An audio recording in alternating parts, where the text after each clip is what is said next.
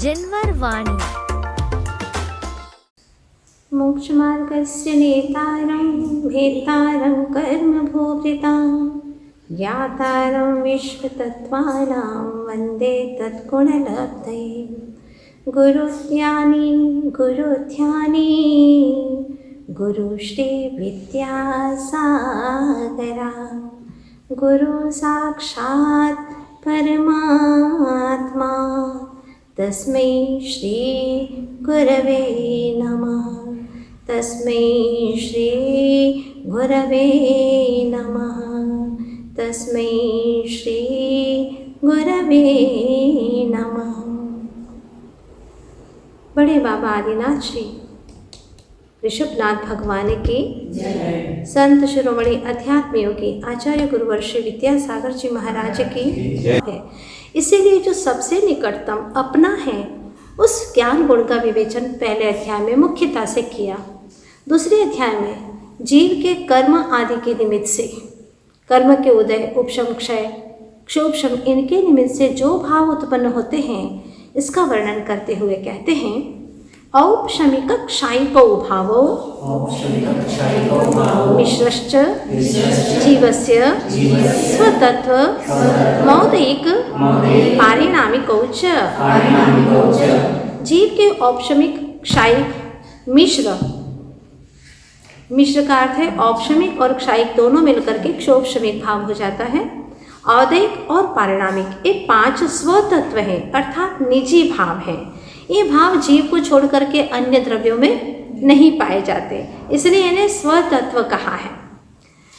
ये जो 5 भाव हैं उसमें ऐसा क्रम क्यों रखा गया है और औपशमिक का अर्थ क्या होता है, इसके लिए आचार्य भगवत कहते हैं कि जो कर्म के उपशम निमित्त से होने वाला भाव है उसका नाम औपशमिक भाव है, जो कि 4 से 11वें गुण स्थान तक होता है। क्षायिक भाव कर्म के क्षय के निमित्त से जो भाव होता है उसका नाम क्षायिक भाव है, जो कि 4 गुण स्थान से सिद्धों तक पाया जाता है। क्षोभशमिक भाव जिस भाव के होने में कर्म का क्षोभशम निमित्त है वह क्षोभशमिक भाव है। इसको हम यूँ समझें कि 47 जो घातियाँ कर्म हैं उसमें 2 प्रकार के कर्म हैं, एक देशघाती और दूसरा सर्वघाती। उसमें जो सर्वघाती प्रकृतियां हैं उसमें मात्र सर्वघाती स्पर्धक ही रहते हैं, यानी पूरी तरह से घात करते हैं उस गुण का। किंतु जो देशघाती स्पर्धक होते हैं उसमें दोनों प्रकार की शक्तियां होती है। सर्वघाती स्पर्धक देशघाती प्रकृतियों में दोनों प्रकार के स्पर्धक होते हैं, देशघाती भी और सर्वघाती भी। सर्वघाती पूरी तरह से घात करते हैं उस गुण का, किंतु देशघाती कुछ अंश में ही घात करते हैं। उसके उदय में कुछ कुछ वह गुण भी प्रकट होता रहता है। जैसे अभी हमें जो ज्ञान है मति ज्ञान श्रुति ज्ञान, तो इसके देशघाती स्पर्धकों का उदय होने से हमें ये ज्ञान है, किंतु जितना ज्ञान नहीं है उसमें कारण है इसके सर्वघाती स्पर्धकों का उदय। तो ये हमारे ही ज्ञान गुण के अंदर की जो शक्तियाँ हैं वह कार्य कर रही हैं। इस प्रकार से औपशमिक भाव, क्षायिक भाव और तीसरा है क्षोभशमिक भाव। चौथा औदैक, कर्म के उदय के निमित्त से जो भाव होता है वह औदैक भाव है, जो कि पहले से 14वें गुण स्थान तक होता है। क्षोभशमिक भाव पहले से 12वें गुण स्थान तक होता है। और पारिणामिक भाव ये विशेष है, जो कर्म के उपशम क्षय क्षोभशम और उदय के बिना ही भाव होता है, जो कर्म निरपेक्ष स्वभाव से होता है। ऐसा यह ध्रुव स्थिर शांत रंग तरंग से रहित यह पारिणामिक भाव माना जाता है। जिस प्रकार से फिटकरी होती है जिसको निर्मली भी कहते हैं, निर्मल करने वाले, निर्मली के संयोग से मेले जल में अगर उसको डाल दिया जाए तो उसका मेल नीचे बैठ जाता है, उपशम हो गया। एक उदाहरण के तौर पर जो मेल है वह दब गया नीचे। इसी प्रकार से अभी सत्ता से नष्ट नहीं हुआ है, जो कर्म अभी दबा हुआ है उपशमिक भाव है। और जिस कर्म के क्षय के निमित्त से जो भाव होता है वो क्षायिक भाव है। तो ऐसे ही जो फिटकरी डाली थी ऊपर जल शुद्ध आ गया और उसको अलग से निकाल दिया, वह क्षायिक भाव का एक उदाहरण है। और जल में से कुछ मेल निकल जाने पर और कुछ बने रहने पर जो उस जल में मेल की क्षीणाक्षीण वृत्ति है उसका नाम क्षोभशमिक भाव है, यानी मिश्र भाव है। और जिसमें कुछ भी नहीं, अभी सब वैसा के वैसा ही गंदा जल है, अदैक भाव।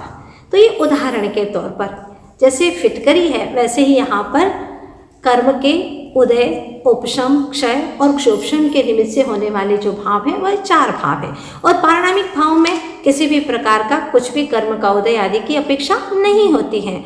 इस प्रकार से 5 भाव हैं। शिष्य कहता है महाराज बहुत अच्छा आज का वर्णन है, क्योंकि मैं अपने भावों को पकड़ नहीं पाता हूँ। दूसरे अध्याय के माध्यम से मैं अपने भावों को पकड़ सकता हूँ कि मेरे किमात्मक भाव चल रहे हैं, क्योंकि बिना भाव को समझे हमारा भाव भी नहीं सुधर सकता। भाव सुधरे तो भाव भी सुधर जाएगा और भाव बिगड़े तो भाव भी बिगड़ जाएगा। अच्छे से बैठ जाता है और कहता है महाराज आप और डिटेल करिए।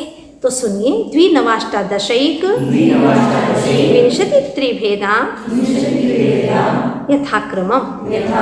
यथाक्रम से 2 भेद हैं औपशमिक भाव के, 9 भेद है क्षायिक के, 18 है मिश्र के, 1 यानी 21 भाव है भेद हैं औदैक भाव के और पारिणामिक के त्रिभेदा 3 भेद है। इस तरह से क्रमशः औपशमिक, क्षायिक, क्षोभशमिक, औदैक और पारिणामिक इनके 2, 9, 18, 21 और 3 भेद हैं। अब ये भेद सामान्य कह दिए, पर शिष्य कहता है नहीं महाराज मुझे तो इनके नाम भी समझना है। कौन कौन से नाम हैं इनके? सम्यक्त्व, चारित्र्य। औपशमिक भाव के 2 भेद है, औपशमिक सम्यक्त्व और औपशमिक चारित्र। अनादि मिथ्या दृष्टि भव्य जी जिसको अभी तक सम्यक्त्व नहीं हुआ ऐसा, अथवा किसी सादी मिथ्या दृष्टि के भी यानी एक बार या कई बार सम्यक दर्शन हो गया है, ऐसा भी सादी मिथ्या दृष्टि पर अभी वर्तमान में मिथ्या दृष्टि है। ऐसे जीवों को मिथ्यात्व और अनंतानुबंधी क्रोध, मान, माया, लोभ इन 5 प्रकृतियों के उपशम से और किसी सादी मिथ्या दृष्टि के 7 प्रकृतियों के उपशम से यानी दर्शन मोह की 3 मिथ्यात्व, सम्यक मिथ्यात्व और सम्यक्त प्रकृति और 4 अनंतानुबंधी, इन 7 प्रकृतियों के उपशम से और किसी सादी मिथ्या दृष्टि के ऐसा भी हो सकता है कि मिथ्यात्व, सम्यक मिथ्यात्व और 4 अनंतानुबंधी ये 6 प्रकृतियों के उपशम से भी जो भाव होते हैं वह औपशमिक सम्यक्त्व भाव है। और औपशमिक चारित्र मोहनी की अप्रत्याख्यानावरणादि जो प्रकृतियां हैं शेष 21, 7 को छोड़ करके बाकी जो 21 प्रकृतियां हैं उनके उपशम से जो भाव होते हैं वह औपशमिक चारित्र भाव है। इस प्रकार से औपशमिक भाव के 2 भेद हुए। अब क्षायिक भाव के 9 भेद हैं। ज्ञान, दर्शन, दान, लाभ, भोगोपभोग, वीर्याणि च का तात्पर्य ऊपर से जो 2 नाम थे उसको भी यहाँ ग्रहण कर लेना चाहिए। क्षायिक ज्ञान, क्षायिक दर्शन, क्षायिक दान, क्षायिक लाभ, क्षायिक भोग, क्षायिक उपभोग, क्षायिक वीर्य और च का मतलब है क्षायिक सम्यक्त्व और क्षायिक चारित्र। इस प्रकार से ज्ञानावरण कर्म के अत्यंत क्षय से जो ज्ञान होता है वह केवल ज्ञान है, जिसको क्षायिक ज्ञान भी कह सकते हैं। और ज्ञानावरण कर्म के अत्यंत क्षय से जो दर्शनावरण के अत्यंत क्षय से जो दर्शन होता है उसका नाम क्या है?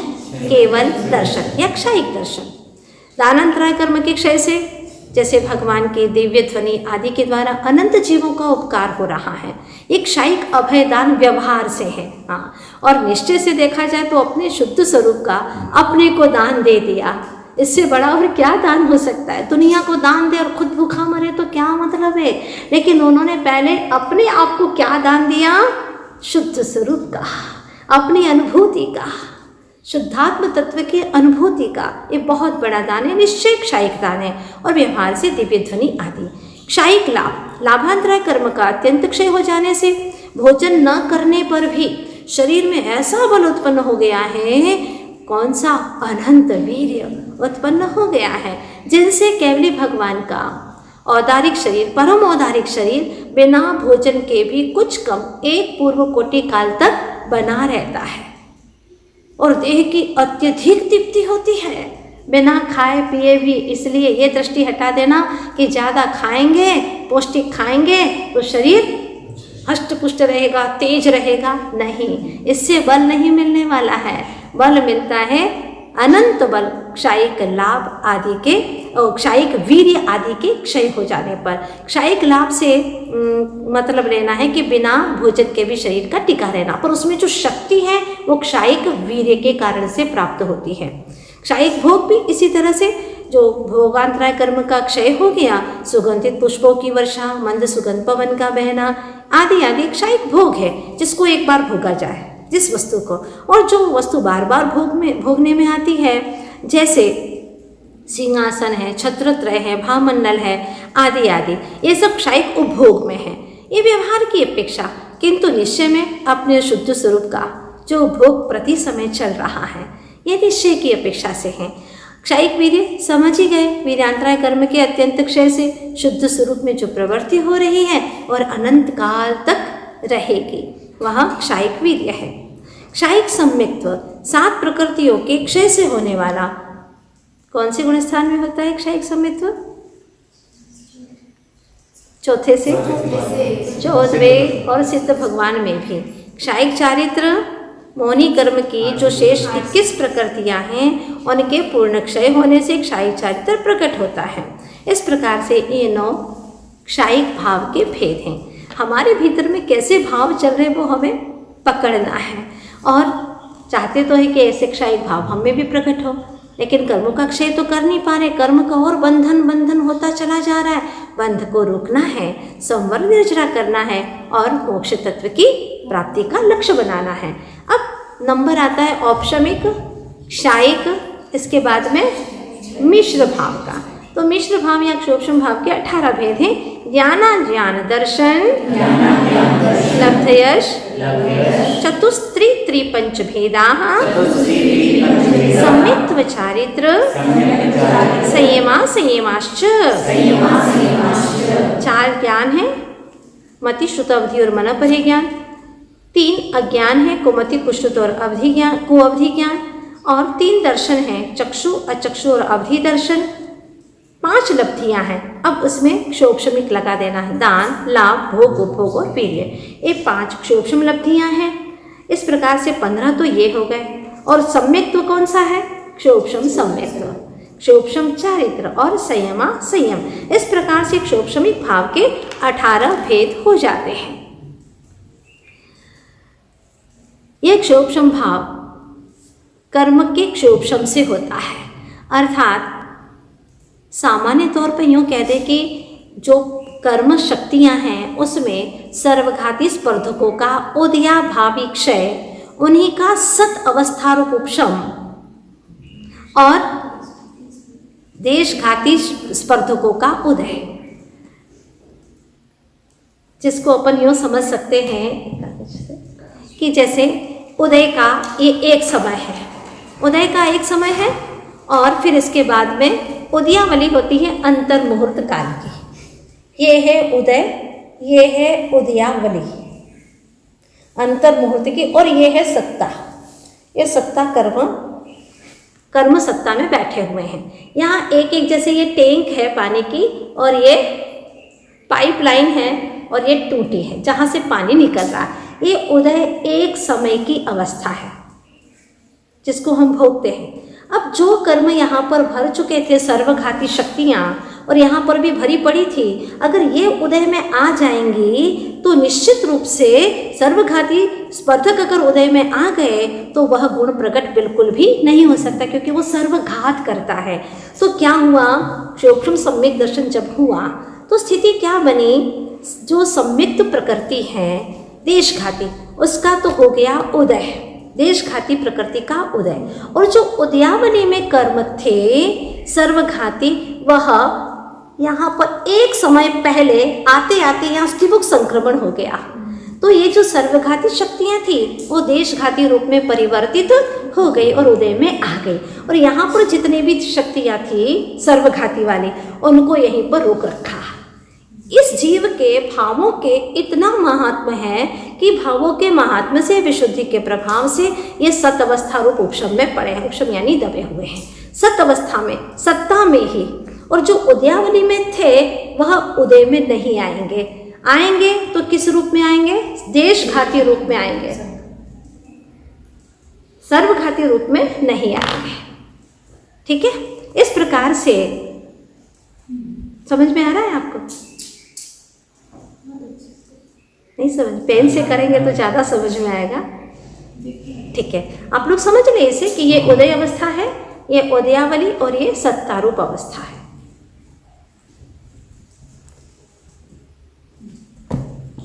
इस प्रकार से ये यहाँ पर अपन ने समझा कि किस प्रकार से क्षोभशम अवस्था होती है। अब आगे वर्णन आता है किसका? औदैक भाव का। गति कषाय लिंग मिथ्या दर्शना ज्ञान संहिता सिद्ध लेश्याश चतुष। एक बार यहाँ पर तालव्य विषय है, दूसरी बार में दंती सा है। लेश्याश चतुष ते कैक षड्भेदाः। ये यहाँ पर किसी की कॉपी थी तो कुछ लिखा हुआ था अपना, कोई बात नहीं, अपने को विषय समझना है, चलेगा। गति कषाय लिंग, गति के कितने भेद हैं?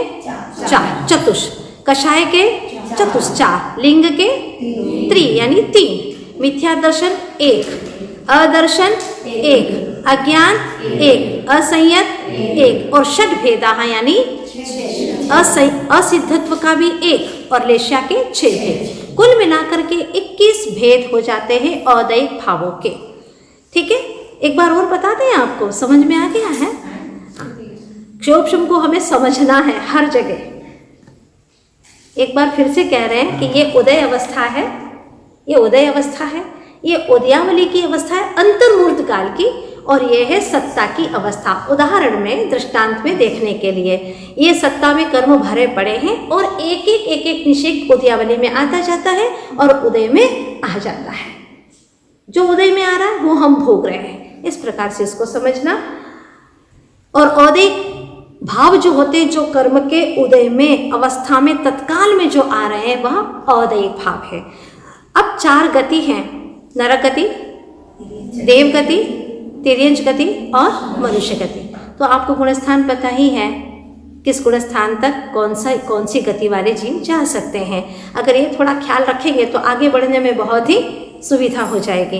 कषाय, क्रोध, मान, माया, लोभ। यहाँ 16 कषाय नहीं लेना है, कितनी? 4, क्रोध, मान, माया और लोभ। और लिंग कितने हैं? 3, जो कि 9वें गुणस्थान के सवेद भाग तक रहते हैं। मिथ्या दर्शन, अज्ञान भाव। अब आपको प्रश्न उठ रहा है कि क्षोभशमिक भाव में 3 अज्ञान है और औदैक में भी अज्ञान है, दोनों में क्या अंतर है? जो क्षोभशम का अज्ञान है वह तो वैसे दूसरे गुणस्थान तक रहता है और तीसरे गुणस्थान में मिश्र अज्ञान की अपेक्षा से 1 से 3 गुणस्थान तक क्षोभशम का अज्ञान भाव रहता है, किंतु औदैक का अज्ञान भाव 12वें गुणस्थान तक रहेगा। जब तक केवल ज्ञान नहीं होता है तब तक अज्ञान दशा है। चाहे कितने ही इंटरनेट से तुम दुनिया को जान लो, लेकिन सिद्धांत की अपेक्षा से वह अज्ञानी है, क्योंकि उसने अपने निज आत्म तत्व को प्रत्यक्ष रूप से जाना नहीं है, देखा नहीं है, उसे अज्ञानी की ही कोटि में ले जाएंगे। इस प्रकार से मिथ्या दर्शन अज्ञान असंयत 1 से 4 गुणस्थान तक, असिद्धत्व 1 से 14 गुणस्थान तक, और लेश्याएँ कितनी हैं? 6। कृष्ण, नील, कापुर 1 से 4 तक, पीत और पद्म 1 से 7 तक, और शुक्ल लेश्या 1 से 13वें गुणस्थान तक। इस प्रकार से ये 21 भेद हैं औदैक भाव के। देखिएगा, औदैक भाव में कर्म के उदय में यह जीव बेभान हो जाता है, उसको समझ नहीं पड़ती है, और जब मंद हो जाता है उदय, या फिर वह उदय समाप्त हो जाता है उसका काल, तब उसको लगता है कि ओहो मैंने क्या किया। तो स्वयं के दोष नहीं देख पाता, दूसरे के दोष तो उसको दिख रहे हैं, लेकिन स्वयं के दोष नहीं दिखते हैं। अब एक व्यक्ति ने अपनी पत्नी को तलाक देने के लिए कहा कि मुझे नहीं रखना है, तो कहा गया उसको, देखो भाई तुम ही आए थे 6 महीने पहले यहाँ पर और कोर्ट में विवाह किया था, और अब तुम छोड़ रहे हो, ऐसा क्यों कर रहे हो? तुम्हारी पसंद से किया था तुमने। नहीं, अब मुझे नहीं चाहिए, मैं एक पल नहीं रह सकता इसके साथ में। कारण क्या है बताओ तो सही, क्या बताओ? इसने 2 बकरी पाल करके रखी है कमरे में, घर बहुत छोटा सा है, बदबू आती रहती है। पत्नी से कहा तुम्हें कुछ कहना है? जी सर, मुझे भी कुछ नहीं कहना है, लेकिन मैं भी नहीं रह सकती हूँ। कारण इन्होंने कमरे में कम से कम भी 100 कबूतर पाल करके रखे हैं। स्वयं के 100 कबूतर पाले हैं, वो समझ में नहीं आ रहा है, अपने दोष नहीं दिखाई दे रहे, दूसरे की 2 बकरी दिखाई देती हैं। यही संसार अवस्था है जहाँ पर अज्ञानता से व्यक्ति दूसरे के दोष तो देखता है, लेकिन स्वयं के दोष दिखाई नहीं देते। अगर थोड़ी सी देर कर्म उदय में हम शांति रख ले तो वो कर्म उदय धीरे से निकल जाता है और आत्मा में शांति का एहसास होता है। बस इतना हम सीख ले कि कर्म का उदय आया, वो जाएगा, निश्चित जाएगा, क्योंकि आया है जाने के लिए ही। जो मेरा है वह न बाहर आता है न कहीं जाता है, वो मेरा स्वभाव है। तो ये चारों जो दशाएं हैं वास्तव में आत्मा का स्वभाव नहीं है, क्योंकि कर्म के निमित्ताधीन है। लेकिन शुद्ध जीवत्व ये मेरा स्वभाव है, अनादि से अनंत काल तक रहेगा। कथनचित केवल ज्ञान को, केवल दर्शन को स्वभाव कह दिया जाता है, क्षयिक 9 लब्धियों को स्वभाव कह दिया जाता है, पर यह भी कर्म क्षय के निमित्त से है। आगे कहते हैं, शिष्य कहता महाराज आप तो वही भाव बता दीजिए, बहुत अच्छा वाला। कौन सा? पारिणामिक भाव। जीव भव्या भव्यत्वानि च। पारिणामिक जो भाव है उसके 3 भेद हैं। बहुत अच्छा इसलिए कहा कि इसमें कर्म का उदय आदि कोई भी निमित्त नहीं है। वैसे तो क्षयिक भाव भी बहुत अच्छा है, जो हमारा जीवन का एक लक्ष्य है। पारिणामिक भाव में पहला जीवत्व है, दूसरा भव्यत्व है और तीसरा अभव्यत्व है। भव्यत्व अभव्यत्व ये दोनों भी आचार्य भगवान कहते हैं कि जिसको रत्नत्रय प्रकट करने की योग्यता है वह भव्य है, और जिसमें रत्नत्रय को प्रकट करने की योग्यता नहीं है वह अभव्य है। अभव्य भाव पहले ही गुण स्थान में रहता है, जबकि भव्यत्वपना 1 से 14वें गुण स्थान तक रहता है। जब तक पूर्ण रूप से सिद्ध दशा प्रकट नहीं होती है तब तक वह भव्य कहा जाता है। और जैसे ही सिद्ध दशा प्रकट हो गई, अब तो हो ही गई, जो होने योग्य था वह प्रकट हो गया है। इस प्रकार से अब शिष्य कहता महाराज आपने भाव तो बता दिए, लेकिन जीव तो बताया ही नहीं। जीव किसे कहते हैं? इतनी सारी रामायण पढ़ रहे हैं, हाँ, कि जीव का ऐसे ज्ञान होता है, ऐसे भाव होते हैं, पर जीव क्या है ये तो बताइए। उपयोगो लक्षणम। उपयोग है लक्षण जिसका, वह जीव तत्व है। लक्षण यानी पहचान के लिए बहुत से मिले हुए पदार्थों में किसी एक पदार्थ को जो भिन्न दिखाने वाला हेतु है उसको हम लक्षण कहते हैं। तो हमारा लक्षण क्या है? उपयोग, जानना और देखना। यूँ कहते जानन और देखन, यही मेरा स्वभाव है। चैतन्य अनुविधायी परिणाम उपयोग, अर्थात जो चैतन्य गुण के साथ में संबंध रखने वाला जीव का परिणाम विशेष है उसको उपयोग कहते हैं। और उपयोग कितने प्रकार के हैं?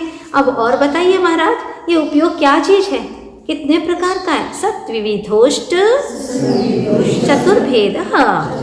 उपयोग 2 प्रकार का है, ज्ञानोपयोग और दर्शनोपयोग। ज्ञानोपयोग के 8 भेद हैं, मतिश्रुत अवधि मन पर्य और केवल ज्ञान, और 3 कुज्ञान, कुमति कुश्रुत और कुअवधि।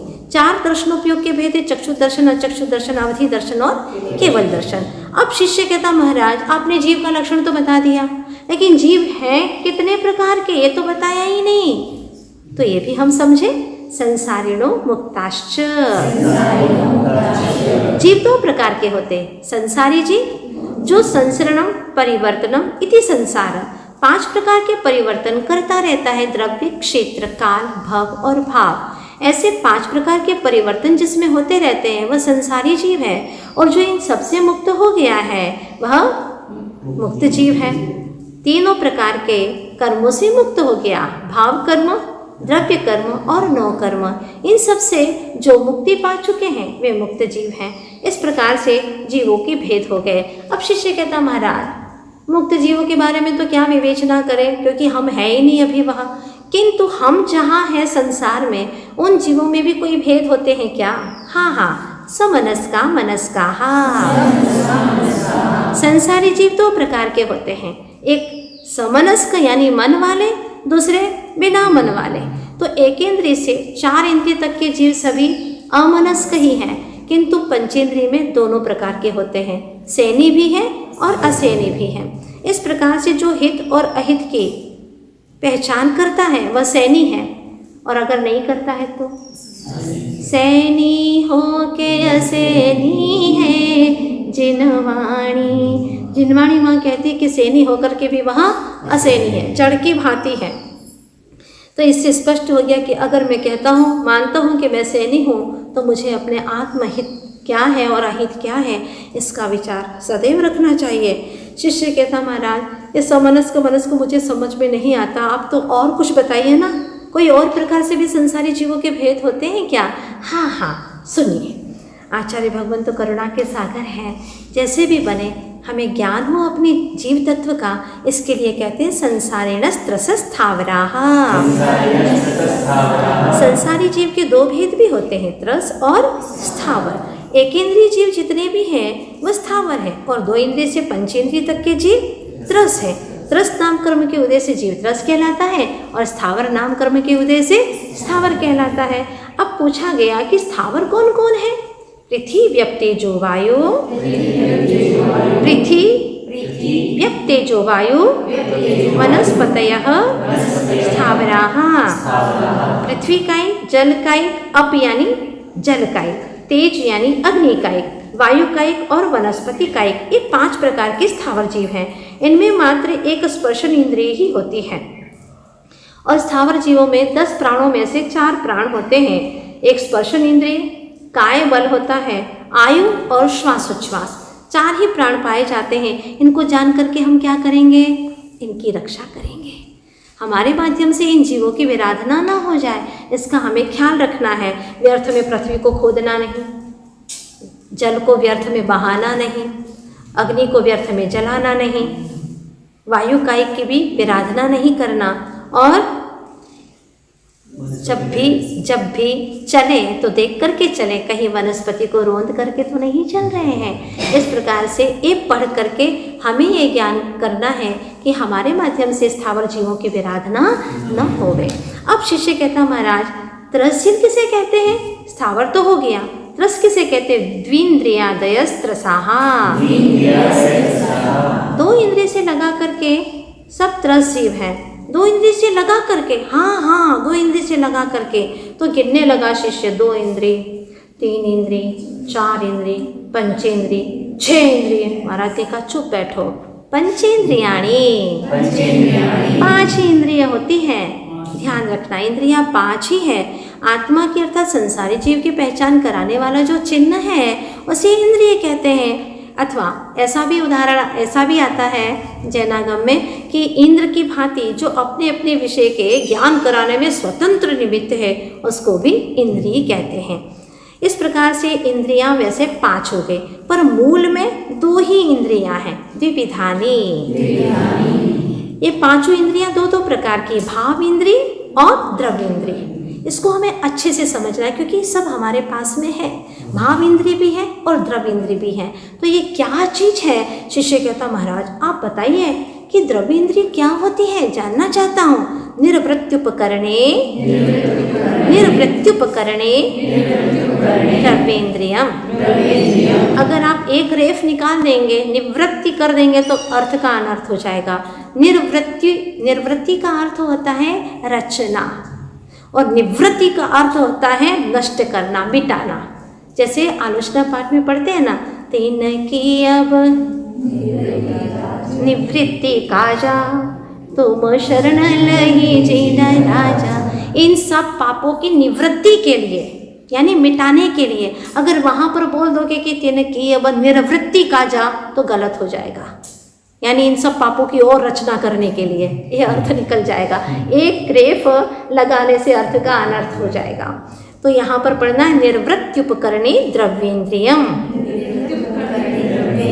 नाम कर्म के उदय से होने वाली जो रचना विशेष है उसे निवृत्ति कहते हैं। निवृत्ति और निवृत्ति के 2 भेद हैं, आभ्यंतर निवृत्ति और बाह्य निवृत्ति।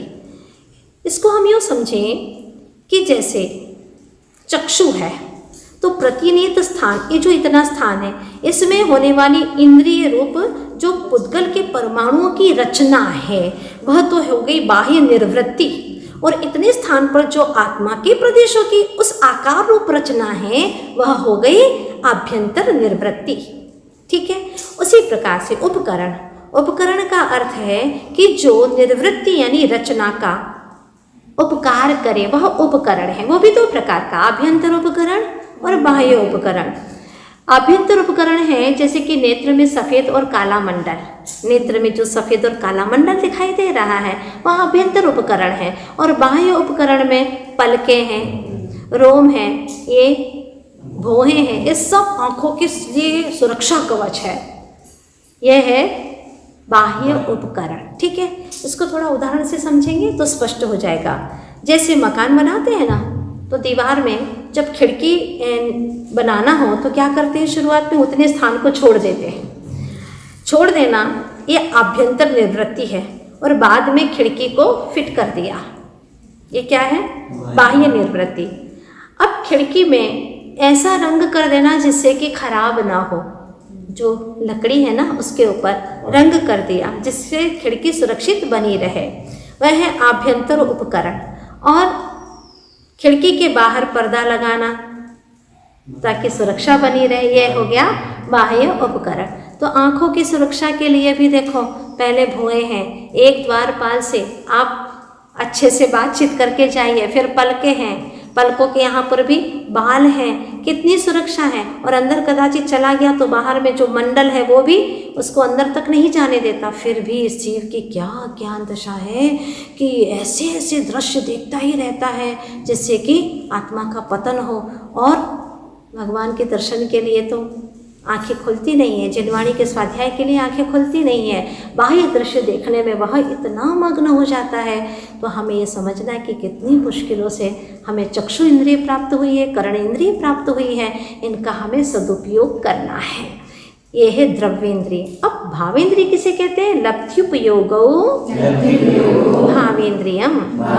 लब्धि और उपयोग को भावेंद्रिय कहते हैं। ज्ञानावरण कर्म के सूक्ष्म विशेष को लब्धि कहते हैं। और इस लब्धि के होने पर, लब्धि के निमित्त से आत्मा को जो परिणमन होता है उसको उपयोग कहते हैं। इस प्रकार से लब्धि और उपयोग को भाव इंद्रिय कहा गया है। हमारे अंदर शक्ति है तभी तो हम देख पा रहे हैं। अभी जो सभी लोग सुन रहे हैं, अगर भीतर में श्रवण करने की शक्ति क्षोभम नहीं होता तो क्या सुन पाते, नहीं सुन पाते। ये सब भावेंद्रिय का वर्णन हुआ।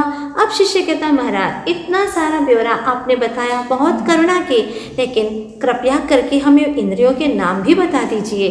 कौन कौन सी इंद्रियां, क्या क्रम है इनका। स्पर्शन रसन घ्राण चक्षु श्रोत्राणि। स्पर्शन रसन घ्राण चक्षु और कर्ण, ये 5 इंद्रियां, touch, taste, smell, sight and hearing, ये 5 इंद्रियां जीवों के क्रमशः ही होती हैं। ऐसा नहीं कि किसी को चक्षु न हो और कर्ण हो जाए, ऐसा नहीं हो सकता। जीव कांड ग्रंथराज में 5 इंद्रियों का आकार बताया है। कान का आकार है, जो होती है ना उसके बीच की जो नाली होती है उसके समान कर्ण का आकार है। नेत्र का आकार बताया है मसूर जैसा, मसूर होता है ना वैसा। नाक का आकार है तिल के फूल जैसा। रसना का आधार है अर्ध चंद्रमा जैसा। और स्पर्शन इंद्रिय का आकार है सारे शरीर के जैसा, क्योंकि शरीर का आकार जैसा होगा सारे शरीर में स्पर्शन इंद्रिय है वैसा है। स्पर्शन इंद्रिय तो सारे शरीर में है। इस प्रकार से ये 5 इंद्रियों का नाम हुआ। फिर शिष्य का कहना, महाराज ये 5 इंद्रियां किसको विषय बनाती हैं, तो बताते हैं स्पर्श रस गंध वर्ण शब्दास तदर्थाः। तदर्था उसके विषय हैं स्पर्श, रस, गंध, वर्ण और शब्द। ये इसके 5 ही विषय हैं। इनको विषय करते हैं तो मन का भी कोई विषय होता होगा ना। हाँ हाँ, श्रुत मनीन्द्रियस्य। हाँ, मन का विषय श्रुत ज्ञान गोचर पदार्थ है, या यूँ कह दें कि श्रुत ज्ञान का विषयभूत पदार्थ मन का विषय है। जो अक्षरात्मक श्रुत ज्ञान है वो इंद्रियों से नहीं होता। अभी जो अक्षरात्मक हम पढ़ रहे हैं वो किसके माध्यम से हो रहा है, बोलो। हाँ, इंद्रियों से नहीं, मन से होता है। तो द्रव्य श्रुत के बिना भी भाव श्रुत हो सकता है, ये बात भी ध्यान रखें। द्रव्य श्रुत नहीं है, एक अक्षर का भी ज्ञान नहीं है, लेकिन भाव श्रुत हो सकता है। तो शुमाश भिन्नम। हाँ, हमें भाव शुद्ध की ओर ध्यान देना है। कितना पढ़े लिखे इससे प्रयोजन नहीं है, हमें कितनी बात ज्ञान में आई है, कितनी बात समझ में आई है, ये महत्वपूर्ण है। अनुभव कितना हुआ है हमें, ये महत्वपूर्ण है। इस प्रकार से अब शिष्य कहता महाराज, ये जो स्पर्शन इंद्रिय है वो किसको पाई जाती है? वनस्पत्यंतानां मेकम। वनस्पति है अंत में जिसके। अब वनस्पति अंत में है जिसके, वो कौन सा सूत्र था जहाँ आप लोग पढ़ करके आए हैं अभी?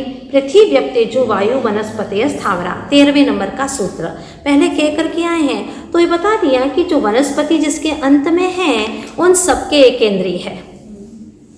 हाँ, एकेंद्रीय में मांस की संज्ञा नहीं होती है, इसलिए वह भक्ष्य है। भक्ष्य है, शरीर को चलाने के लिए एकेंद्रीय जो वो भी जब उसमें जीव निकल जाता है। हमारे आदिनाथ भगवान ने इक्षु रस लिया, शेष तीर्थंकरों ने क्षीर रस लिया और दुग्ध को भक्ष्य बनाया, वनस्पति को भक्ष्य बना दिया। जब महापुरुष जिस क्रिया को अपनाते हैं उस क्रिया को हम अपना सकते हैं, क्योंकि महापुरुषों के ज्ञान बुद्धि विवेक की बात ही अद्भुत हुआ करती है। अब शिष्य कहता है महाराज, शेष इंद्रियों के स्वामी कौन है? एक इंद्रिय की बात तो होगी, शेष इंद्रियों के स्वामी कौन है? कृमि पिपीलिका भ्रमर मनुष्यादीना मेकैक वृद्धानि। कृमि यानी लठ, 2 इंद्रिय में, लठ शंख जोक वगैरह ये सब 2 इंद्रिया वाले हैं। और पिपीलिका यानी चींटी खटमल बिच्छू आदि आदि 3 इंद्रिय में। भ्रमर भौवरा मक्खी डांस मच्छर आदि ये सब 4 इंद्रिय में। और मनुष्य आदि से मनुष्य पशु पक्षी महामत्स्य आदि ये सब पंचेंद्रीय जीव हैं। इनके बारे में भी आचार्य भगवंतों ने कहा है कि द्विंद्रिय की जो अवगाहना है शरीर की, वह अंगुल के असंख्यात विभाग से लेकर के 12 योजन तक की होती है। और 12 योजन की अवगाहना वाला शंख हो सकता है। 1 योजन मतलब 4 कोस, 1 कोस यानी 2 मील, 1 मील यानी हाँ 1.60, 600 मीटर और 1 किलोमीटर और 600 मीटर। बस इस प्रकार से 12 योजन की अवगाहना वाला शंख यहाँ नहीं होता, वह स्वयंभू रमण समुद्र में होता है। 3 इंद्रिय की उत्कृष्ट अवगाहना वाला 3 कोस का बिच्छू, वो भी अंतिम द्वीप में, समुद्र में नहीं डाल देना, बिच्छू है ना, इसीलिए वो अंतिम द्वीप में होता है। 4 इंद्रिय में 1 योजन का भंवरा अंतिम द्वीप में पाया जाता है। और पंचेंद्रिय में महामत्स्य 1000 योजन लंबा, 500 योजन चौड़ा और 250 योजन चौड़ा, 250 योजन मोटा। 1000 योजन लंबा, 500 योजन चौड़ा और 250 योजन मोटा। इस प्रकार से समुद्र में, अंतिम समुद्र में पाया जाता है। अब शिष्य कहता, महाराज वो मुझे याद आया, आपने संसारी जीवों के 2 भेद भी बताए थे ना, उस समनस्क मनस्क वाला क्या था वो बताइए ना महाराज। संगिनः समनस्काः, मन सहित जीव को सैनी कहते हैं, समनस्क कहते हैं जो मन सहित होता है, जिसमें हित अहित की परीक्षा, गुण दोष का विचार, स्मरण आदि करने की क्षमता पाई जाती है। इस प्रकार से यह संगी माना जाता है। ये सारे जीवन की विधिवत वर्णन करने के बाद में शिष्य कहता, महाराज जब इस प्रकार से सब कुछ पा लेता है यह जीव, जीवन की अवस्था का हमने इतना सारा वर्णन सुना, तो अब जब वह मरण करके जाता है तो कहाँ जाता है, कैसे जाता है, ये भी हमें समझना है। अपने अपने भावों के अनुसार जीव गमन करके जाता है, मरण करके शरीर यहीं छोड़ के जाता है, तो किसके सहारे जाता है? क्योंकि अभी तो हम पूरे समय शरीर के साथ में ही घूमते रहते हैं। फिर मरने के बाद में क्या होता है? कहते हैं विग्रहगतौ कर्मयोगः। विग्रह गति में कर्माण का योग होता है, यानी कर्म के सहारे जाता है। अब एक बात बताइए, कर्म जीव को ले जाता है या जीव कर्म को? चलो, नाव नाविक को ले जाती है या नाविक नाव को? लिफाफा टिकट को ले जाता है या टिकट लिफाफे को? तो जैसे जीव ने कर्म किए थे तदनुरूप कर्म ही उसको गति में ले जाते हैं। विग्रह गति में, विग्रह गति का अर्थ होता है मोड़े वाली गति अथवा विग्रह का अर्थ शरीर भी होता है। शरीर के लिए गमन करना वह कर्म के योग से होता है, जिसको हम कारमान का योग कहते हैं। तो जाता है जीव, कैसे जाता है? कोई रोड तो है नहीं, कैसे जाता होगा? अनुश्रेणी गति ही। जो लोक के मध्य भाग से विदिशाओं के अतिरिक्त पूर्व, दक्षिण, पश्चिम, उत्तर, लंबाकार, ऊपर नीचे जो 6 दिशाओं में आकाश प्रदेशों की पंक्तियां हैं, हमें आंखों से दिखाई नहीं देती हैं, उसके अनुकूल ही जीव गमन करता है। तो मुक्त जीव कैसे गमन करता है? टेढ़ा मेढ़ा जाता है क्या? नहीं। अविग्रहा जीवस्य, जो जीव यानी यहाँ पर मुक्त जीव लेना है, क्योंकि आगे संसारी जीव का वर्णन आने वाला है। तो कहते हैं कि जो मुक्त जीव है वो बिना मोड़े वाली गति से एक समय में मध्य लोक में जैसे ही सिद्ध हुए, एक समय में सिद्ध शिला पर जाकर के विराजमान हो जाते, कोई मोड़ नहीं। यहाँ मोड़े के लिए कितने मोड़े लेते हैं? एक सन के लिए कितने टेंशन लेते हैं? मोड़ा कहते हैं बुंदेलखंड में, मोड़ा यानी बच्चा। हाँ, तो एक मोड़े के लिए कितने मोड़ ले रहे हैं? सोचिए आप, कितना एक सन के लिए टेंशन। तो संस्कार पड़ गए इस जीव के टेढ़े मेढ़े जीवन जीने के। व्यक्ति बैठ गया, एक बार पहली बार प्लेन में बैठा था, तो उसने पायलट से पूछा कि थोड़ी सी देर हुई और जा कर के पूछने लगा, पेट्रोल तो भर लिया आपने सब? अरे हाँ भर लिया। क्या बात क्या है, तुम क्यों पूछने आ रहे हो? आज तक किसी ने पूछा नहीं। नहीं, सब ऐसे ही पूछने आ गया था। फिर बैठ गया, फिर 15-20 मिनट हुए, फिर चला गया और पूछने लगा, इंजन तो सब ठीक है कि नहीं है? देखा सब ठीक है, बैठ जाओ अपने स्थान पर। फिर पहुंच गया आधे घंटे के बाद में और कहने लगा, सारे मशीन सब ठीक तो है ना? मेरा सब ठीक है, तुम्हारा दिमाग ठीक है कि नहीं ये बताओ पहले। क्यों पूछ रहे हो बार बार आकर के? मैं इसीलिए पूछ रहा हूँ कि कहीं फिर अधो बीच में जाकर के मत कहना कि धक्का लगाओ। धक्का नहीं लगा पाएंगे, क्योंकि अभी तक बस में, खटारे बस में बैठने की आदत जो थी, इस जीव की आदत भी अभी तक टेढ़े मेढ़े जीवन जीने की, कुटिलता से जीवन जीने की ऐसी आदत थी। आचार्य भगवान कहते हैं कि जितनी कुटिलता करता है उतना ही कुटिलता से संसार में ये जीव भटकता है। धवला ग्रंथ में विशेष ये वर्णन आया था कि जब यह जीव स्थावर काय में जाता है तब 3 मोड़े ले सकता है। अगर त्रस होता है तो वह 2 मोड़ से ज़्यादा नहीं ले सकता। इस प्रकार से मुक्त जीव की गति तो बिल्कुल स्ट्रेट वे है उसका, एक समय में लोकाग्र में विराजमान हो जाते हैं। किंतु संसारी जीवों की विग्रहवती च संसारिणः प्राक् चतुर्भ्यः, विग्रहवती यानी मोड़े वाली, टेढ़ी वक्र गति, और च का अर्थ सीधी भी हो सकती है। प्राक् चतुर्भ्य, चौथे समय के पहले यह जीव जन्म ले लेता है। अब देखिएगा, यहाँ पर हमें थोड़ा सा ये समझना है। मान लीजिए यहाँ पर किसी जीव ने मरण किया, ठीक है, और उसको जन्म लेना है यहाँ पर, तो उसको कितना समय लगेगा? यहाँ से ऐसा तो जा नहीं सकता, टेढ़ा तो जा नहीं सकता, आकाश प्रदेशों की पंक्ति के अनुसार ही जाएगा। एक यहाँ और एक यहाँ, 2 समय लगे, 2 समय में मोड़ आएगा 1। इसी प्रकार से अगर यहाँ जन्म लेता तो फिर 3 समय और 2 मोड़। इस प्रकार से ये इसका वर्णन होता है। संसारी जीवों में 2, 3, 1 भी मोड़ ले सकता है अथवा बिना मोड़ के भी जन्म ले सकता है। इस प्रकार से यह हो गया मोड़ का वर्णन। आगे कहते हैं कि जो एक समय वाला होता है उसको क्या बोलते हैं? एक समया विग्रह। एक समय मात्र ही में जन्म लेने वाला ऋजु गति वाला माना जाता है, उसमें एक ही समय लगता है। संभवतः ऐसा समझे जैसे मान लो कोई जीव ऋजु गति से आ गया, वहाँ मरा और या एक समय में जन्म ले लिया बिना मोड़ के। ऐसे जीवों को पूर्व भव का कुछ स्मरण भी रह सकता है, ऐसा अपन लगा सकते हैं। कई जीव होते हैं जो यहाँ आने के बाद में भी उनको ये ज्ञात रहता है कि हम पूर्व भव में ऐसे थे वैसे थे, और हूबहू वैसा मिलता भी है। हमने भी एक बालिका को देखा था इस तरह से, वो जो बताती थी बिल्कुल वैसा ही निकला कि मैं एक किसान था, मेरा सांप काटने से मृत्यु हो गई थी और वैसा ही पाया गया। संभवतः इसको हम आगम से नहीं ले सकते हैं, ऐसा हो सकता है। ऋजु गति वाला एक समय मात्र में ही जन्म ले लेता है। अब जब ये जीव यहाँ से मरण करके यहाँ जन्म लेता है तो बीच की अवस्था को क्या बोलते हैं?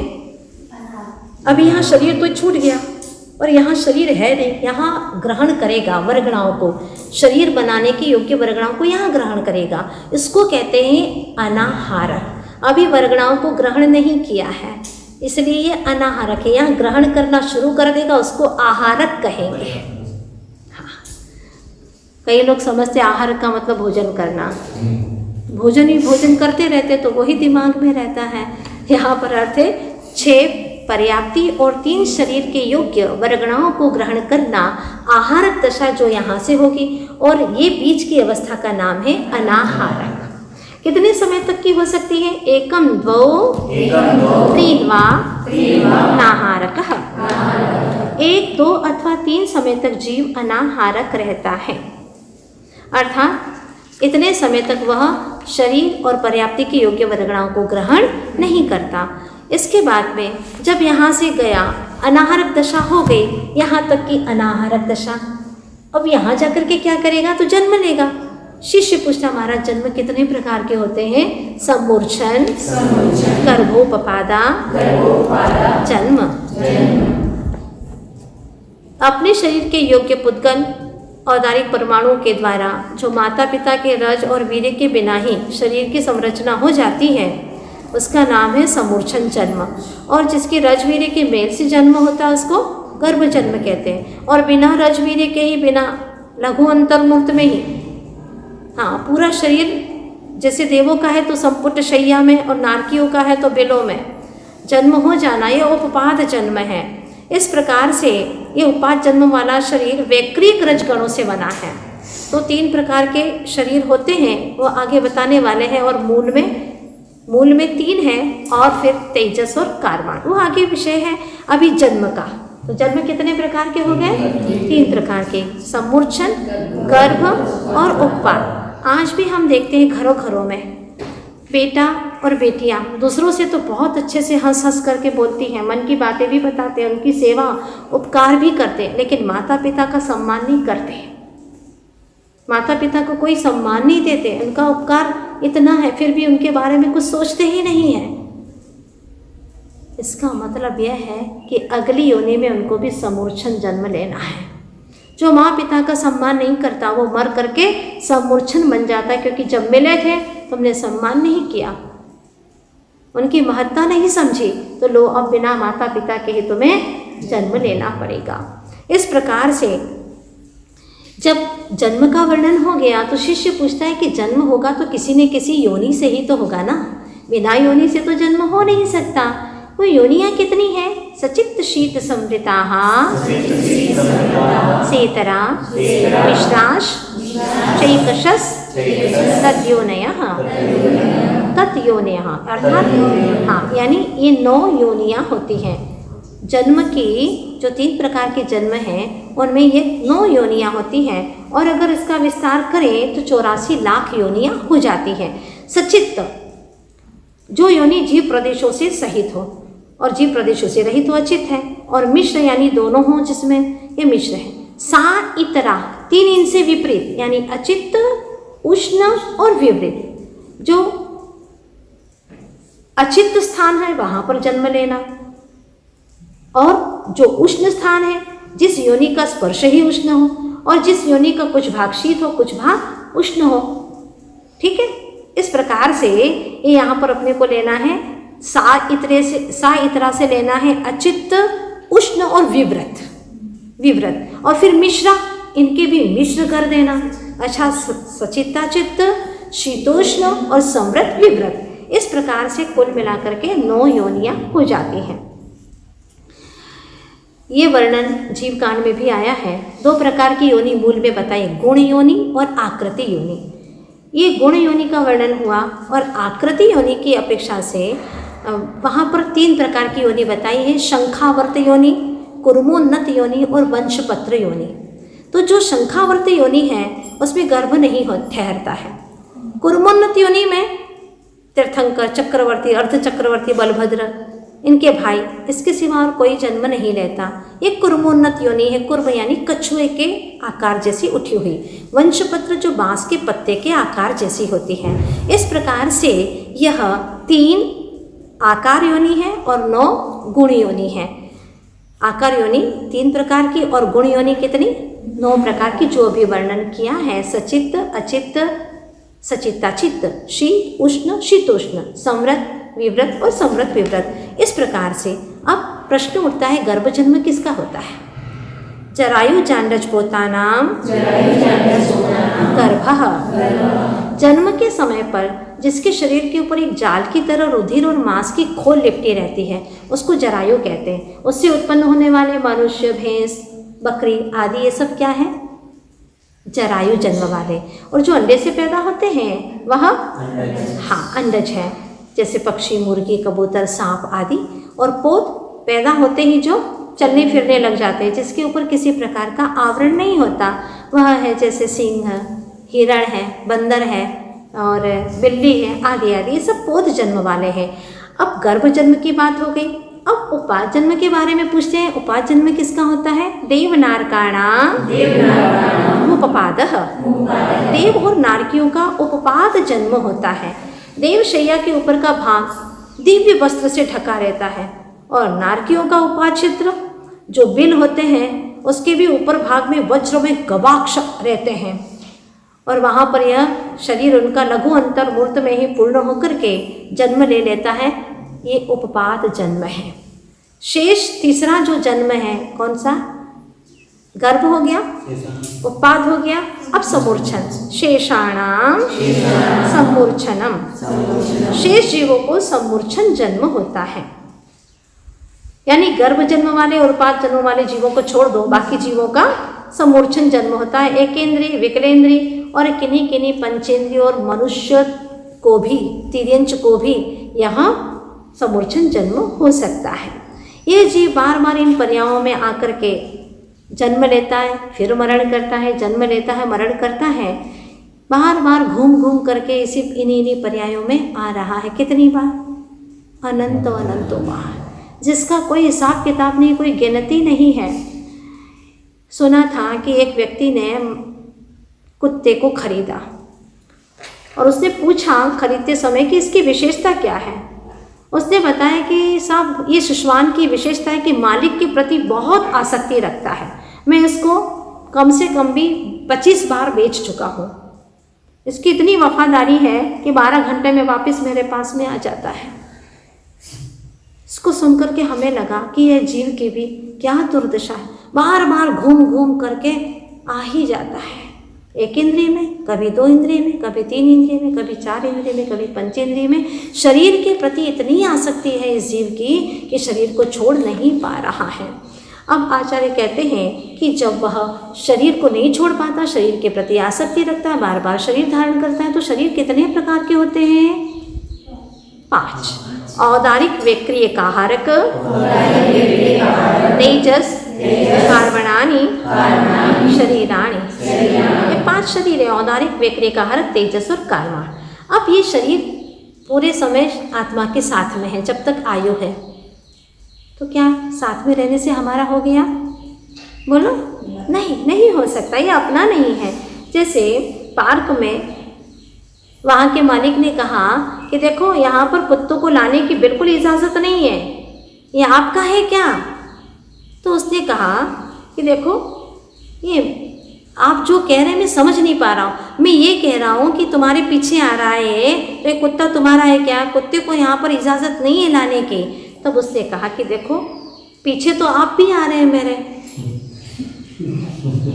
पीछे आने मात्र से कोई अपना हो जाता है कि आप ही मेरे पीछे आ रहे तो मेरे हो गए क्या? नहीं, बात समझने की है।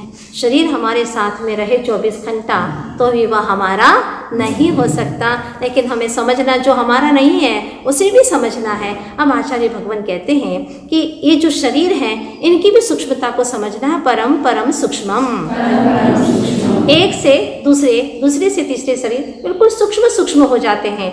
इनके प्रदेशों की संख्या तो अधिक अधिक है। प्रदेश तो संख्ये गुणम प्राग तेजसात्। तेजस शरीर के पहले पहले औदारिक से वैक्रियक में असंख्यात गुणे प्रदेश है, वैक्रियक से आहारक शरीर में असंख्यात गुणे प्रदेश, प्रदेश ज़्यादा है और शरीर सूक्ष्म है। जैसे कि रुई है 10 किलो की, बहुत स्थान घेरती है, स्थूल है, लेकिन लोहे का बाट 10 किलो का इतना सा होता है, वो सूक्ष्म है। यूँ समझ रहे हैं कि औदारिक शरीर जैसे मूंगफली का लड्डू के समान, वैक्रिक शरीर है तो चने का लड्डू के समान, आहारक शरीर है समझ रहे राजगिर के लड्डू के समान, सूक्ष्म सूक्ष्म होते जा रहे हैं। और तेजस शरीर हाँ तिल के लड्डू के समान, पहला तिल का लड्डू कर दीजिए, फिर राजगिर का लड्डू और अंतिम में मगध के लड्डू। इस प्रकार से सूक्ष्मता है। 3 शरीर की प्रदेशों की स्थिति तो बता दी, अंत के अनंत गुणे परे यानी अंत के जो 2 शरीर है तेजस और कारमाण, वह आहारक शरीर से तेजस में अनंत गुणे और तेजस से कारमाण में अनंत गुणे, ये भी हो सकता है, अथवा दोनों में अनंत गुणे हैं, ये भी अर्थ है।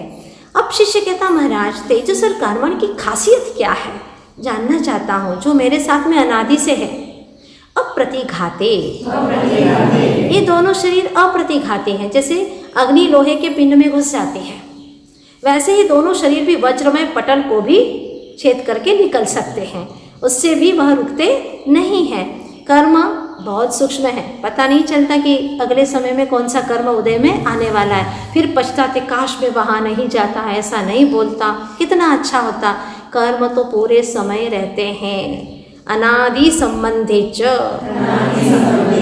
इनका संबंध अनादि से है। कर्म ऑनलाइन रहते, तुम भी 24 घंटे ऑनलाइन नहीं रह सकते हो, लेकिन कर्म बिल्कुल हर समय, लेकिन उनका किसी से एक्सीडेंट नहीं हो सकता क्योंकि वह सूक्ष्म है। अनादि संबंध है इनका जीव के साथ में, संसारी जीवों के साथ में, चाहे आंखें खुली हो या बंद हो, कर्म तो हमेशा बंधते ही रहते हैं। अब तीसरी विशेषता और है सर्वस्य। ये कभी अन्याय नहीं करते कि इनके साथ रहे इनके साथ में नहीं रहे, ये सबके साथ में रहते हैं, सभी संसारी जीवों के साथ में रहते हैं। शिष्य कहता महाराज ये एक साथ में कितने शरीर हो सकते हैं, ये भी मैं जानना चाहता हूँ। तदादीनि भाज्यानि युगपदे कस्मिन्ना चतुर्भ्यः। तेजस और कारमाण शरीर एक साथ एक जीव के 4 तक हो सकते हैं, अर्थात विग्रह गति में जीव के तेजस और कारमाण शरीर तो होते ही हैं, और विग्रह गति के सिवा अन्य स्थान पर मनुष्य और तिर्यंच है तो तेजस कारमाण और औदारिक शरीर होगा, और देवनारकी है तो तेजस कारमाण और वैक्रिक शरीर होगा। अगर मुनिराज हैं तो उनके तेजस कारमाण औदारिक तो है ही, तो उनको वृद्धि के महात्म्य से आहारक अथवा वैक्रियक दोनों में से कोई एक रिद्धि रहेगी, दोनों साथ में नहीं रह सकती। इस प्रकार से 4 शरीर भी हो सकते हैं। अंतिम का जो कारमाण शरीर है वह निरुपभोग मन्त्यम, उपभोग से रहित, अर्थात इंद्रियों के द्वारा वह ग्रहण नहीं किया जा सकता। अब औदारिक शरीर का लक्षण क्या है? गर्भ समूर्छनज माध्यम। औदारिक शरीर जो कि गर्भ जन्म वालों को और समूर्छन जन्म वालों को होता है, और वैक्रियक शरीर औपपादिकम वैक्रियकम, उपाद जन्म वालों को अर्थात देव नारिकियों को वैक्रियक शरीर होता है। विशेष वैक्रियक शरीर लब्धि प्रत्ययम च, तप के माध्यम से जो रिद्धि प्राप्त होती है उसे लब्धि कहते हैं, उसके निमित्त से भी वह वैक्रियक शरीर होता है। जैसे कि विष्णु कुमार मुनिराज को तेजस्मपि, दीपायन मुनि को जैसे तेजस पुतना निकला था ना, हाँ ऐसे ही दीपायन मुनि के शरीर में जैसे तेजस पुतना निकला था, ऐसे तेजस शरीर भी लब्धि वाला हो सकता है। और आहारक शरीर शुभम विशुद्धम अव्याघाति आहारकम ब्रह्मत्व संयतस्यैव। आहारक शरीर शुभ है क्योंकि शुभ कार्य करता है, पुण्य कर्म का फल होने से भी शुद्ध है, 2.5 दीप तक न किसी को रोकता है न किसी से रुकता है, इसीलिए बाधा रहित है। यह प्रमत्त संयत नाम के 6वें गुण स्थानवर्ती मुनिराज को होता है। अब जब शरीर है तो वेद भी होगा ना, वेद में कहते हैं कोई ना कोई लिंग होगा, नारक समूर्छिनो नपुंसकानी, नारकी और समूर्छन ये नपुंसक वेद वाले होते हैं, किंतु देव न देवाहा, उनको नपुंसक वेद नहीं होता, अर्थात स्त्री और पुरुष 2 वेद ही होते हैं। शेषास्त्री वेदाहा, शेष जीवों के 3 वेद होते हैं, अर्थात नारकी समूर्छन देव भोगभूमि के मनुष्य तिर्यंच, और म्लेच्छ खंडों के भी स्त्री पुरुष, उनसे बचे हुए आर्य खंड के सैनी, असैनी, गर्भज, तिर्यंज और मनुष्य तीनों ही वेद वाले होते हैं। अब जब वेद भी हो गया, शरीर तक का पूरा वर्णन हो गया, पूरे जीवन काल का वर्णन हो गया, फिर यह जीव का मरण का काल आ जाता है। शिष्य अंतिम में पूछता, महाराज क्या अकाल मरण भी होता है? होता है तो किसको नहीं होता और किसको होता है? औपपादिक चरमोत्तम देहा संख्येय वर्षायुषो न पवर्त्यायुषः। उपपाद जन्म वाले देवनार की, चरमोत्तम देह वाले, चरम यानी उसी भव में मोक्ष जाने वाले, और उत्तम अर्थात शलाका पुरुष, उनको भी अकाल मरण नहीं होता, और असंख्यात वर्ष की आयु वालों को भी अनपवर्त्य आयुष अर्थात अकाल मरण नहीं होता। इस प्रकार से दूसरे अध्याय का वर्णन पूर्ण होता है। पर वस्तुओं से हम जितना भी मेरापन रखते हैं उतना ही मान बढ़ता है। प्रशंसा करता है तो मान आता है, और कोई गाली देता है तो क्रोध आता है। मित्र जितने भी सब मान के निमित्त हैं, और जितने भी शत्रु हैं वह सब क्रोध के निमित्त हैं। मान बहुत खतरनाक है, क्योंकि स्वीट पॉइजन की भांति होता है। यहाँ जितना झुकते हैं उतना ही उठते हैं। इसलिए मान का अवसान करने का दिन नहीं, हमारा जीवन ही मान का अवसान करने वाला हो जाए। कुंद कुंद स्वामी ने कहा है, माणो नाणम नहवती जम्हा माणो न नाणे किंची तम्हा अर्णम नाणम अर्णम माणम जिड़ाविंती। जहाँ मान है वहाँ ज्ञान नहीं है, और जहाँ ज्ञान है वहाँ पर मान नहीं है। इसलिए आई को समझो, मैं को समझो, तो मेरा भी समझ में आ जाएगा। जो पर द्रव्यों के साथ में संबंध जोड़ करके आई और माई कर रहा, मैं और मेरा कर रहा है, तब तक अरहम की प्राप्ति होने वाली नहीं है। अहम को छोड़ना है और अरहम को पाना है, क्योंकि अहम यानी अर्थात आत्मा का, हम यानी हंता। मार्दव कहता है मिटा दो जो पर का संबंध है। मान रखा है तुमने, माना है कि जैसे गणित में मानते हैं कि 100 रुपये में 5 फल आते हैं तो एक में कितने आएंगे, ये मान्यता है सिर्फ। तीसरी लाइन महत्वपूर्ण है। आज तक की जो भी खोटी हमारी सोच थी, मान्यता थी, इसको हमें मिटाना है। यही मार्दव धर्म है। सेल्फ इमेज को पहचानना है, सेल्फ रिस्पेक्ट करना है, क्योंकि हमारे भीतर में वो सब कुछ है जो मुझे चाहिए। बाहर से कुछ नहीं चाहिए, चाह से कुछ अंदर जाने वाला भी नहीं है, क्योंकि आत्मा के प्रदेश तो असंख्यात थे, असंख्यात ही रहेंगे।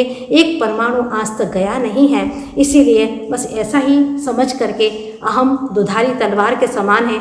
इसका एक सिरा लोकप्रियता को नष्ट करता है तो दूसरा आत्मा की पवित्रता को नष्ट करता है। मैं की मृत्यु ही मार्दव धर्म है जो मुझे अपने जीवन में लाना है। जितना पर संयोग से हम अपने उपयोग को हटाएंगे उतना ही मार्दव धर्म के करीब जाएंगे। बस अंतिम बात इतनी ही है कि काश ऐसी बारिश आए जिसमें अहम डूब जाए, मतभेद के किले ढह जाए, घमंड चूर चूर हो जाए, गुस्से के पर्वत पिघल जाए, नफरत हमेशा के लिए दफन हो जाए, और हम सब मैं से हम हो जाए, मैं से हम हो जाए।